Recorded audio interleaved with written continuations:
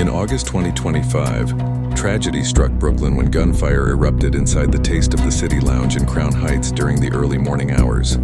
In just 6 seconds, more than 40 rounds were fired into the crowded bar, leaving chaos, fear, and devastation in their wake. By the time the gun smoke cleared, 3 people were dead and nearly a dozen more were wounded. Authorities quickly described the incident as gang-related violence tied to the 5 to 9 Brims, a subset of the Blood Street Gang. Among the dead were 19-year-old Marvin St. Louis and 35-year-old Jamel Childs, both believed to have been directly involved in the shootout. The third victim, 27-year-old Amadou Diallo, was a bystander caught in the crossfire. Surveillance footage and witness testimony captured the panic as patrons ducked for cover, bottles and chairs overturned, and screams echoed through the club.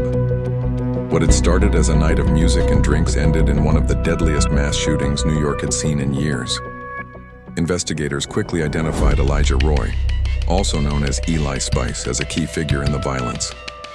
Prosecutors alleged that Roy, an associate of the 5-9 Brims, opened fire during the gun battle. He was arrested in North Carolina on September 18th after weeks on the run, and later extradited to Brooklyn to face federal charges, including assault in aid of racketeering and unlawful possession of ammunition. Authorities said the scale and speed of the violence underscored the recklessness of gang rivalries spilling into public spaces. On Thursday, during his first major court appearance in Brooklyn, Roy appeared emotional. According to courtroom observers, he became visibly shaken and at one point uttered that he wanted to go home. The remark struck many as jarring in light of the destruction he is accused of causing. Family members of the victims seated in the gallery looked on in silence as prosecutors argued that Roy's actions were deliberate and that his gang affiliation made him a danger to the community. The case has reignited debate in New York over gun violence, gang activity, and public safety. Residents of Crown Heights held vigils for the victims, mourning the loss of life and calling for stronger community support to prevent such tragedies.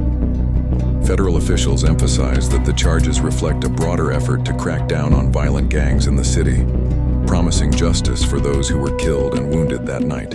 For now, the legal process is just beginning.